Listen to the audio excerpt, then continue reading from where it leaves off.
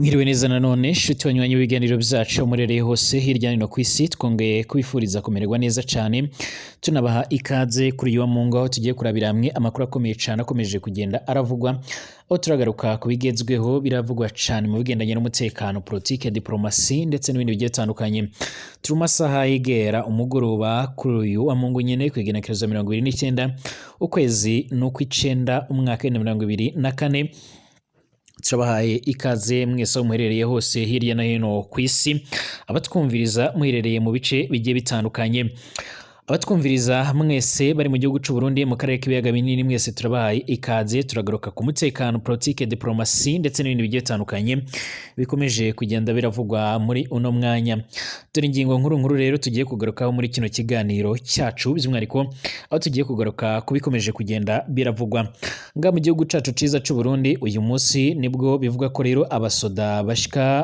ku gihumbi aribo bamaze kugenda barinjijwa by'umwihariko mu gisoda gishasha cy'u Burundi cyangwa se mu gisirikare cy'u Burundi mu nyabiko rero bari bamaze iminsi barahabwa imyimenyerezo cyane by'umwihariko abari abaherereye mu kigo cubatswe ngaha muri Makamba cyangwa se mu ntara ya Makamba abaherutse by'umwihariko gusogwa na nyiricubahiro Evariste Ndayishimiye n'umuhango waje kugendera bamwibanga dore ko rero atabamenyesha makuru bari kuriwe kwinjira muri icyo gikorwa ndetse batari bakeya bakaba bakomeza kugenda barashimangira ndetse bagaragaza neza yuko by'umwihariko ari akamaramaza mu kuba by'umwihariko umuhango muri icyo gikorwa atabantu na bakeya bigeze barakibonekamo.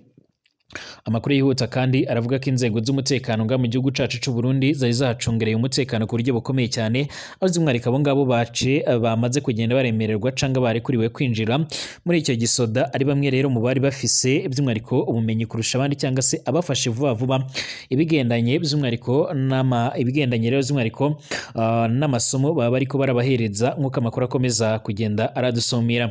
Amakuru yihuta aravuga ko rero igisirikare cy'u Burundi kiba gikomeje kugenda by'umwihariko kiritoza cyangwa se by'umwihariko kiritegura ingwano ikomeye cyane. Hari n'abatajya umunwa bakavuga ko rero by'umwihariko kiba kiteguye gutera igihugu c'ababanyi cy'u Rwanda ariko kandi bamwe bakanibaza impamvu bo barafashe ikemezo cyo kujya cyo gutekereza gutera igihugu c'ababanyi cy'u Rwanda. Icyakora hari bamwe babishingira ku matata akomeje kugenda aribonekeza aho igihugu cacu cy'u Burundi cyarakomeje kugenda kirashinza igihugu c'ababanyi cy'u Rwanda ibintu bigiye bitandukanye ariko icyo gihugu kikaba cyarakomeje kugenda kirabitera utwatsi kiravuga ko rero ibyo bintu byoba ari ibinyoma.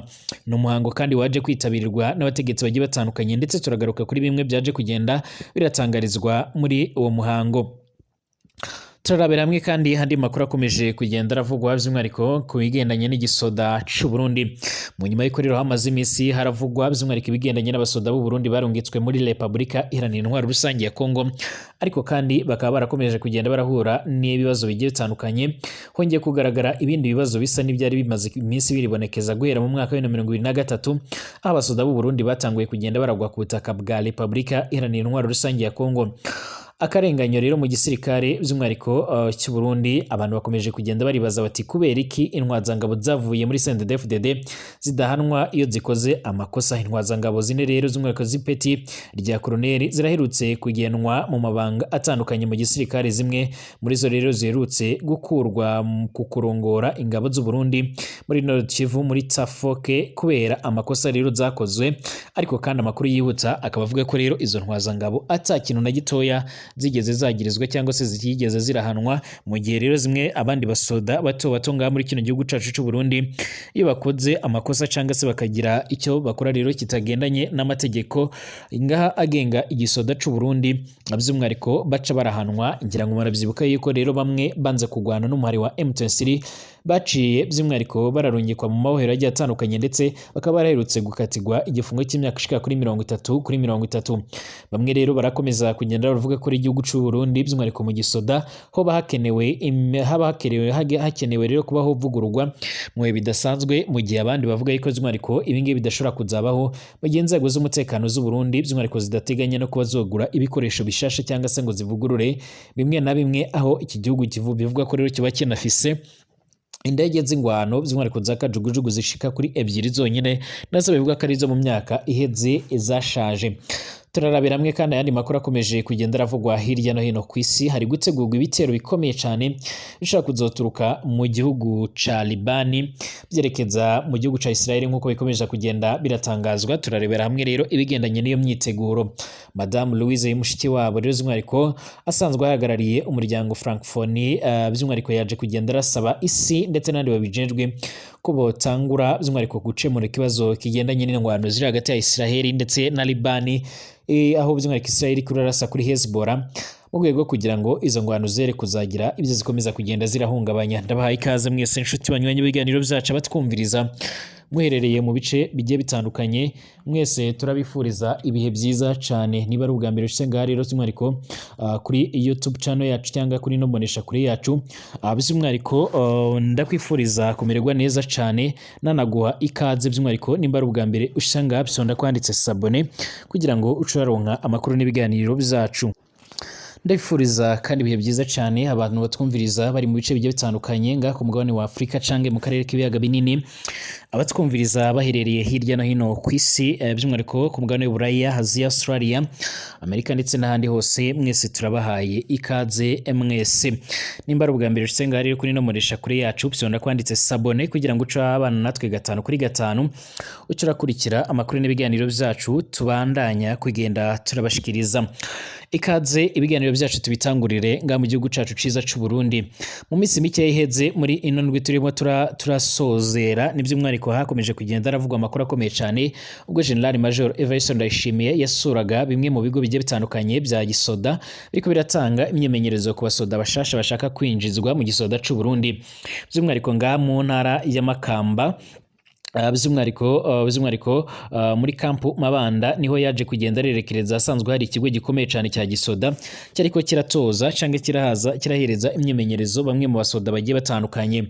Amakuru avuga ko rero by'umwihariko yavuye avuga ko rero abari bamaze kugenda baramenya imyemenyerezo imwe n'imwe, dore ko bayise ko ari imyemenyerezo igihe gito ya rero by'umwihariko bakwiriye by'umwihariko guhita binjizwa mu gisoda mu buryo bwihuse cyane mu rwego rwo kugira ngo babashe kuba bo kwinjira cyangwa se babashe kuba bohabwa misiyo bariko barategurirwa. Abantu benshi barakomeje kugenda baragira igishyika ndetse n'umutima uhagaze kubigendanye n'iyo misiyo bariko baratekereza. Hari bamwe rero bavuga ko rero botanguye kugenda baranagira ubwoba cyane bigendanye no kudasobanukirwa cyangwa se ngo babashe kuba bomenya ingene cyangwa se ibigendanye n'iyo misiyo bariko barashaka kurungikwa nk'uko amakuru akomeza kugenda aradusumira. Uyu munsi kwa Mungu kwigenekereza 29 kwezi no kw'icenda umwaka wa 2024 by'umwihariko mu masaha ashika mu masaa 6 nibwo rero inzego z'umutekano zatanguye kugenda zirakura abantu mu nzira ndetse zinabamenyesha yuko rero imihanda imwe n'imwe by'umwihariko igomba gutangura gukoreshwa n'abayobozi bakuru b'igihugu. Nigeze haratangazwa by'umwihariko ibirori byari kuba, ariko kandi amakuru yihuta aravuga ko rero abasoda bashika ku gihumbi by'umwihariko baje kugenda barinjizwa mu gisoda c'u Burundi. Akaba ari umuhango wari urimo abategetsi bakomakomeye cyane, haba abarongoye ibisoda, abakuriye amashuri amwe namwe ariko aratanga imyemenyerezo ndetse n'abandi bagiye batandukanye, harimo abagenerali, abaofisiyo bato ndetse n'abakuru ndetse n'abandi bafise amapeti ya major ndetse n'abagenerali. Amakuru yihuta aravuga ko kandi ari ibirori byari byitabiriwe na General Major Evariste Ndayishimiye asanzwe arongoye igihugu c'u Burundi ndetse akaba ari n'umugaba mukuru w'igisoda c'u Burundi nk'uko amakuru akomeza kugenda aradusumira. Ni umuhango utari urimo rero abamenyesha amakuru cyangwa se abandi bantu abari bo bose kuko bikomeje kugenda biratangazwa ndetse abatari bakeya bakaba bariko barashimangira ndetse banavuga ko rero ibikomeje kugenda biragaragara bigaragaza ko Burundi bwa buriko burategura ikintu kidasanzwe ndetse gishobora kuzotungurana. Hari hamwe rero by'umwihariko batajya umunwa bakomeza kugenda barashimangira ko atakindi kintu igihugu c'u Burundi cyo bakirimo asibye by'umwihariko kugerageza kuzoshotora igihugu c'abanyi c'u Rwanda nk'uko amakuru akomeza kugenda aradusumira. Hari bamwe rero by'umwihariko batajya umunwa bakaba ariko baragaragaza ndetse barerekana neza yuko by'umwihariko ibintu bikomeje kugenda biragaragara by'umwihariko ari ibintu biteye ubwoba, ariko abandi bakaba ariko barashimangira ko igihugu c'u Burundi kiba kiriko kirakorana n'icya Repubulika Iharanira Intwaro Rusange ya Kongo mu bikorwa bigendanye no kugerageza by'umwihariko mu kuzohungabanya umutekano w'abanyarwanda bose bafatanyije, dore ko rero by'umwihariko igihugu c'u Burundi gisanzwe kirafitanye umubano wihariye n'igihugu ca Repubulika Iharanira Intwaro Rusange ya Kongo. Ahangaha batari bakeya rero by'umwihariko batanguye kugenda bibuka amajambo General Major Evariste Ndayishimiye yatangarije i Kinshasa ubwo yari by'umwihariko mu ruzinduko muri icyo gihugu, ariko kandi wasubiza inyuma mu mpera z'umwaka wa 2023 ubwo Tshisekedi arongoye icyo gihugu nawe yaje kugenda arashimangira ko yiteguye kuzofatanya n'uwari we wese ufite umugambi ndetse n'umuhate wo kuzohungabanya umutekano ndetse no gukura ubutegetsi buriho mu Rwanda. Hari bamwe badatinya kuvuga ko rero General Major Evariste Ndayishimiye iyo bari mu murongo mubi cyane umurongo utukura ushobora kuzamukwegera ibihe bitari byiza, ndetse abanyagihugu bakaba bakomeje kugenda baregira ubwoba mu nyuma y'iko rero by'umwihariko ibikorwa bigendanye no guhatanga imyimenyerezo ku basoda, ariko kandi akaba ari imyimenyerezo y'igihe gitoya by'umwihariko byoherukaga mu mwaka wa 2020 mu mwaka wa 2021 bishobora by'umwihariko kwerekana yuko hari kuba ibintu bidasanzwe.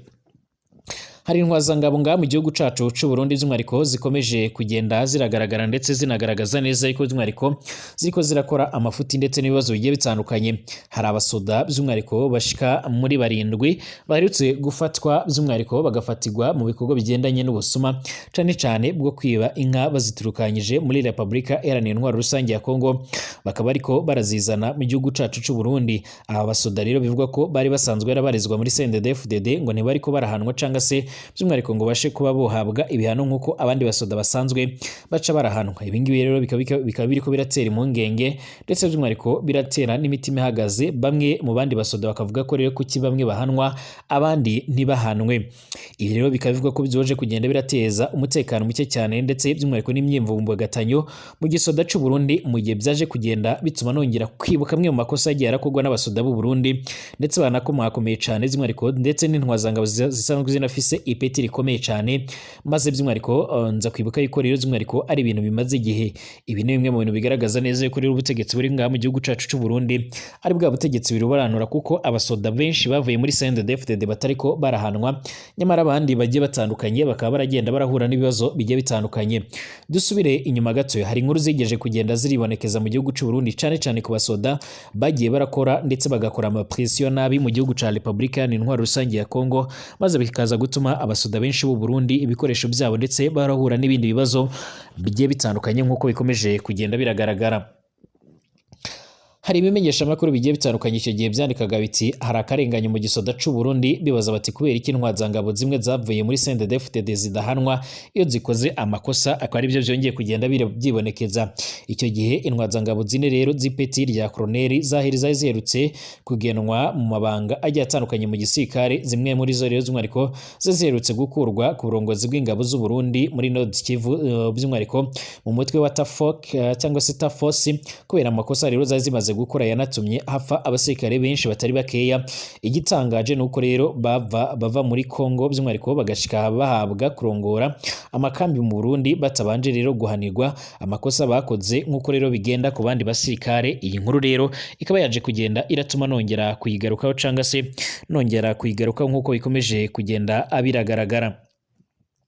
Nkuko amakuru akomeza kugenda aradusumira hano rero by'umwihariko turaza kugaruka by'umwihariko kuri bamwe mu bigeze kugenwa ndetse by'umwihariko ndetse bakaba barafatiwe mu makosa amwe namwe bagiye baravugwamo, ariko kandi ntibabashe kuba bohanwa. Turaza gusubira mu misi iri imbere cyangwa se mu myaka iri imbere turabera hamwe rero bamwe mu bavuye muri CNDD-FDD bari barongoye abasoda muri Kongo ariko bakaba batarigeze bahanwa, ariko kandi gushika ubu ngubu abanyagihugu ndetse n'abandi basoda bagiye batandukanye bakaba bariko barasaba yuko ivyo bikorwa ndetse n'uwo muco wacika. Koloneli Jeconias Nihorimbere yagenwe Koloneli by'umwihariko yaragenywe kurongora inkambi y'Imwaro. Icyo gihe by'umwihariko hari muri Bunyonyo umwaka wa 2023. Koloneli Nihorimbere rero yari yaragenywe kurongora ingabo z'u Burundi ziri kugwanya umuhari wa M23 muri Nord Kivu, ariko yanga kuja yavuga ko rero agwaye. Abatari bakeye rero barafashe ko yarondeye icyitwazo kugira ngo ntajye by'umwihariko mu gihe abandi basirikare bagiye banga kujya muri Republika Iharanira Intwaro Rusange ya Kongo bagiye barafungwa mbere by'umwihariko ubundi bakirukanwa mu gisoda. Koloneli Nihorimbere we rero by'umwihariko yaragenywe muri icyo gihe kurongora brigade by'umwihariko brigade department du Camp Mwaro. Iyi ni inkambi rero by'umwihariko ikomakomeye cyane nga mu gihugu cy'u Burundi, yama ihabwa umuntu yizewe n'umukuru w'igihugu kubera ariyo nkambi ibitse ibigwanisho bikomakomeye cyane by'u Burundi. Uyu by'umwihariko nihora imbere numwe rero umuntu wazangabo zahoze zirarwana muri CNDD-FDD zidashobora rero gukogwaho naho zokora amakosa angana gute nk'uko bikomeza kugenda biragaragara nga muri kampu Mwaro kandi by'umwihariko Koloneli nihora imbere asubiriye Koloneli Posiane Hakizimana batazira migi nk'uko ariko biratangazwa. Koloneli Emmanuel Hariji rero yarahawe gutwara brigade y'ijana na 10 icyo gihe. Koloneli Emmanuel Haringanji ni umwe rero umuntu wazangabo nazo zahoze muri CNDD-FDD zirarwana avugwa neza rero n'abasoda bose baba abavuye muri FDD cange se abahoze muri FIB bose bamuvugaga ko rero atagira amacakubiri kandi by'umwihariko ko atarenganya. Ico kimwe ico ni ciza cyane. Emmanuel Haringanje kandi niwe yatanguye kurongora ingabo z'u Burundi ziri kugwana na M23 muri Nord Kivu. Rero hari by'umwihariko muri uyu mutwe wa Tafoke mu burongozi bwiwe rero niho ibara ryatanguye kugwa mu ngabo by'umwihariko mu ngabo z'u Burundi. Bamwe batangura gupfa hari mu misi iheze mu mwaka wa 2023. Abasirikare benshi cyane b'u Burundi barishwe n'umwari wa M23. Muri abo harimo rero na Major Ernest Gashira hamwe ndetse abandi batazwi igitigiri barafashwe mpiri n'umwari wa M23. Ngira ngo izi nkuru zaravuzwe cyane. Naho rero Emmanuel Haringanji azwi neza n'abandi basirikare yaragirijwe rero kunyuruza amahera agenewe abasirikare bari muri Nord Kivu. Niho rero yaca atahanwa ubutarariye asubizwa ko asubirizwe icyo gihe Koloneli Liandre Kavamahanga nk'uko rero bigenda ku ntwazangabo z'intakorwaho zahoze zirarwana muri CNDD-FDD. Koloneli Emmanuel Haringanji ahembwe kurongora inkambi asubiriye Koloneli by'umwihariko nihora imbere muri brigade y'ijana na 10 nk'uko biko biratangazwa. Hari n'abandi by'umwihariko basoda bagiye batandukanye b'u Burundi bagiye baribonekeza ndetse bagiye baranagaragara mu bindi bikorwa bigiye bitandukanye cyane mu makosa amwe namwe yagombaga no kubakwegera urupfu cyangwa se ibindi bihe bigiye bitandukanye. Ariko kandi abatari bakeya bakaba bakomeza kugenda bagaragaza neza ko hoba harimo ibihe bidasanzwe cyane aho ariko bari kwarakogwa icyene wabo cyangwa se ibindi bintu bishobora gutuma bamwe rero badakomeza kugenda barizerana nk'uko amakuru akomeza kugenda aradusumira. Hari bamwe rero batajya umunwa ndetse bagakomeza kugenda bagaragaza ndetse barenekana neza yuko ibikomeje kugenda birabanga mu gihugu cy'u Burundi ari ibintu biteye ubwoba ndetse bishobora kuzotuma amacakubiri akomeza kugenda yibonekeza. Ni mu gihe bamwe rero mu gihugu cy'u Burundi bemeza ko ubutegetsi bwa General Major Evariste Ndayishimiye bwaba buriko by'umwihariko burasa naho rero by'umwihariko bukunda bamwe abandi nibo bakunde. Ni mu gihe ubwoko bw'abatutsi ari bwo bwoko busa naho rero bufise ijambo mu gihugu cy'u Burundi, mu gihe abahutu rero ari bamwe mu gihe by'umwihariko abahutu ari bo bafise ijambo mu bwoko bw'abatutsi bama baricwa baranyuruzwa abandi barafungwa. Hari n'abandi basoda benshi cyane bagiye batandukanye tuzajya turagaruka mu biganiro byacu bagiye barakora amakosa akomakomeye cyane haba muri Kongo ndetse n'imbere mu gihugu cacu cy'u Burundi, ariko by'umwihariko bakaba batarigeze barahanwa by'akarorero ahubwo bakaba barahembwe by'umwihariko kugenda bararongora ayandi makambi agiye atandukanye nk'uko bikomeje kugenda bigaragara. Ibi bikaba birababaza rero abandi basoda bagiye batandukanye bo bakomeza kugenda barahanwa. Nk'urugero rero hari bamwe nyine banze kugwana muri Kongo bakaba barazanywe ngaha mu gihugu cacu cy'u Burundi by'umwihariko bakaba barakomeje kugenda gushika ubu ngubu rero barahanwa nk'uko amakuru akomeza kugenda aradusumira cyangwa se nk'uko bikomeza kugenda abiragaragara.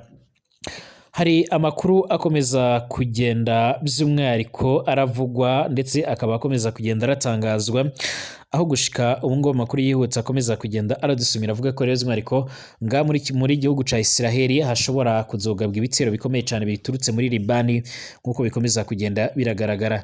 Ni mu gihe rero by'umwihariko igihugu ca Libani by'umwihariko gishobora gutangura kwihorera ku bigendanye by'umwihariko no kuba umwe mu bayobozi bakomakomeye cyane muri Hezbollah iyo baherutse kwivuganwa by'umwihariko na bamwe mu basirikare ba Israeli nk'uko amakuru akomeza kugenda aradusumira nk'uko bikomeza kugenda biratangazwa. Hari bamwe rero bavuga ko Iran yafise umugambi wo kwihorera. nyuma y'igitero simusiga cyahitanye rero umuyobozi w'umuhari wa Hezbollah Hassan, igikomeje kwibazwa rero ni buri wese nicyo Iran irashobora kuza gukora by'umwihariko kuri iki gitero. Bamwe rero mu makuru akavuga ko ishobora kuba yatanguye gutegura ingabo zayo, ndetse ngo by'umwihariko zimwe zishobora koherezwa muri Libani muri nyirizina nk'uko bikomeza kugenda biratangazwa. Ubwo Iran iheruka rero kohereza ingabo muri Libani by'umwihariko byari mu mwaka w'1981. Icyo gihe izo ngabo rero nizo zatangije umutwe wa Hezbollah. Iran ikomeza by'umwihariko kubaka ndetse no kuwushoramo akayabo, ifise intego yo kwifashisha mu guhangana na Israel. Icyakora amagingo aya ngaya birasa naho uyu muhari waciwe intege cyane, nyuma y'uko rero abayobozi b'uyu muhari rero bose hafi ya bose bishwe, kimwe n'abakomando bayobora rero amatsinda mato mato y'abagwanyi benshi cyane bagizweho ingaruka n'igitero simusiga cyagabwe, nk'uko amakuru akomeza kugenda adusumira. Amakuru yihutsa kandi akomeza kugenda aradusumira ndetse aratugera muri no mwanya, nuko magingo aya ngaya bisa naho rero uyu mutwe waciwe intege ku buryo bukomakomeye cyane. Abayobozi bakuru hafi ya bose nyine baragiye barapfa, amatsinda mato mato ya menshi agenda arapfa, mu gihe abandi bagizwe n'ingaruka n'ibi bitero simusiga byagabwe mu myobo basanzwe barakoresha. Israel yavuze ko idateze rero guhagarika ibitero kuri Hezbollah, bivuze ko rero izokomeza kuyihangamura by'umwihariko mu minsi iri imbere, ku buryo rero uyu muhari rero ushobora kubura ubushobozi bwabo bwo kwihagararaho muri rusange. Benshi rero bari kwibaza niba rero Iran yitegura cyangwa se gukomeza kugenda kurebera ikareka umuhari wubatswe by'umwihariko mu myaka irenga muri za 30 ugasenywa mu gihe gito cyane. Impungenge z'uko rero Iran ishobora kwinubira by'umwihariko zirashingira n'ubundi ku buryo yitwaye mu bitero byabanje. Uyu muyobozi siwe rero umuyobozi ukomeye cyane wishwe kuri uru ruhande rw'abakorana na Iran muri Nyakanga uyu mwaka wa 2024. Umuyobozi wa politike muri uyu muhari Hamas Ismail Haniyeh yarishwe by'umwihariko muri Iran, birangira ntacyo icyo gihugu rero gikoze mu kwihorera ku buryo bufatika cyane. Amwe mu makuru avuga ko rero Iran iri gutegura ingabo zayo cyane ko iki gitero gishobora kuba cyari umurongo utukura, kandi ko mu gihe Hezbollah yasenywa nk'uko rero byagenze kuri Hamas, Iran ntacyo yaba isigaranye. Ari nayo mpamvu rero by'umwihariko nta gisobanuro gifatika by'umwihariko ifise mu karere Israel iramutse isenye Hezbollah. Umuyobozi w'ikirenga wa Iran Ali Kahameli bivuga ko rero ko yatumije inama y'abasirikare bakuru cyane nyuma gato rero z'umwihariko y'urupfu rw'uyu musoda ukomakomeye cyane. Ibyavugiwemo rero ntibizwi by'umwihariko, ariko bivugwa ko hoba hari gutegurwa uburyo bushasha bugendanye no kwihorera ndetse no kugaba igitero muri Israel. Israel ikomeje kugenda iragaba ibitero bikomeye cyane, ndetse abatari bakeya bakaba bakomeje kugenda barabipfiramo ngaha muri Libani, ariko kandi abatari bakeya bakaba bakomeza kugenda barashimangira banavuga ko rero ari akamaramaza. Ibihugu bigiye bitandukanye bikaba byamaze kugenda birasaba yuko by'umwihariko ibigendanye n'izo ngwano zohagarara. Ndabashimiye mwese abanywanyi b'ibiganiro byacu, dusubire mu masaha ari imbere.